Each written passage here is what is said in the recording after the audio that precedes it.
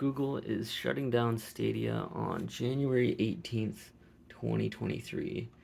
And the Stadia controller, which usually connects over Wi-Fi to Stadia servers to play Stadia games, will no longer work after that date.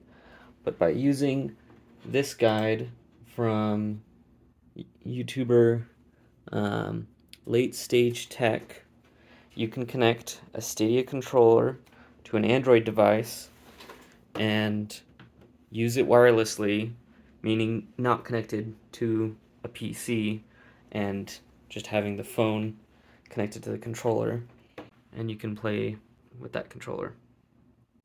I won't go over Late Stage Tech's video, I'll just link it in the description, but basically how it works is you open the app, you enter your IP address, and you tap the connect button, and then you leave this app open, and then on your PC you have his app that he has linked in the description, and so you have the server app on your computer that is receiving inputs from the phone app, and you have a Stadia controller plugged into the phone, or in his video he has an Xbox 360 controller and another generic controller, and you must keep that app open. And my old Pixel 1 just died on me, so I guess that's not going to work. We're going to have to try again. Okay, so we'll try again with the Galaxy S8. So we have this phone. It is connected with the app that Late Stage Tech created. It is waiting to receive inputs from a wired controller. So we can connect the Stadia controller here.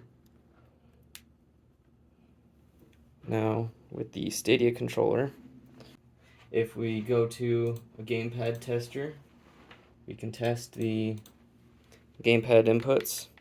We can see the joysticks work on D input, A, B, X, Y buttons work, directional pad works, left and right bumpers work, however the triggers do not work.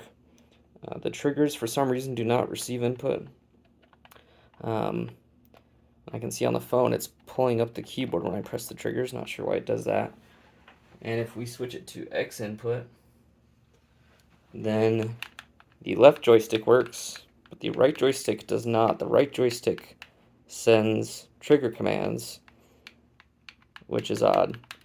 But by using the D input, we can play games. So I've got Portal on Steam right here, and I'm able to play the game using bumpers instead of triggers.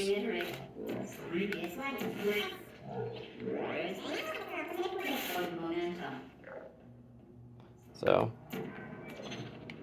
we can see You appear to understand how a portal affects forward momentum, or to be more precise, how it does not. So we can see the controls are pretty snappy, pretty quick. It's almost no input latency at all. It's as if I just had plugged it in. Momentum, a function of mass and velocity, is conserved between portals. In layman's terms, speedy thing goes in, speedy thing comes out. The joysticks are very precise, and all the buttons work pretty well, except for the triggers, unfortunately. You can also use a Stadia controller wired directly into a computer, and it works just fine. All the buttons and inputs work correctly, and that's wired directly into the computer. However, this video is just to say that if you want to do something wireless, there's a workaround solution with an Android app and a server app on your PC, connecting the Stadia controller to the Android app. And just to show again, there is no cord connecting the Stadia controller to the PC. I've got my PC under the desk here, but the cord is just connected to the phone, which is sending inputs, and the PC has this app which is open to receive inputs. You do have to keep this app open to receive the inputs from the IP address from the the Android app. I'm not exactly sure how it works, but you have to keep that open in the background. This is one solution to use wireless connectivity on the Stadia controller until Google updates it to work wirelessly, either by activating the Bluetooth chip if it's powerful enough, if it works, or by opening the software, open sourcing it, and letting others develop ways to connect directly to the Wi-Fi chip in the Stadia controller. So here's Hollow Knight. Let's test out the controller here.